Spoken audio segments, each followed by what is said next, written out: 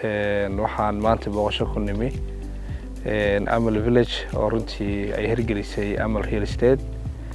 runtii xaafadan waa xaafad si fiican loo shaqadeeyay facility-gii adeega bulshada ay u baahnaayeen dhammaantoodna laga hirgeliyay haddii aan la iskuulaadkii haddii aan la caafimaadkii haddii aan la waxbarashadii guriyo runtii si fiican loo shaqadeeyay oo loo dhisay run ahaantii waan ku bogaadinayaa shirkadda Amal sida ay uga qayb qaadatay in wadanka la maalgeliyo khaasatan Puntland caasimadda Garowe.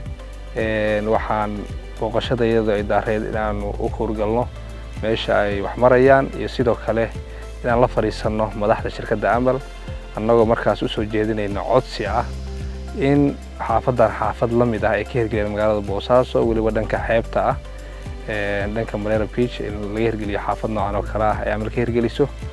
waan bogaadinaya waana soo dhaweynayaa waana runtii wax lagu farxo weeye in project noocan oo kale weyn laga fuliyo gudaha Puntland iyo Soomaaliyaba kaas oo sahlaya runtii waxyaabihii loo aadi jiray dibadda haddii caafimaadka ahaan la waxbarashada ahaan lahayd iyo deegaan luxury ah in dalkeena hooyo laga helayo.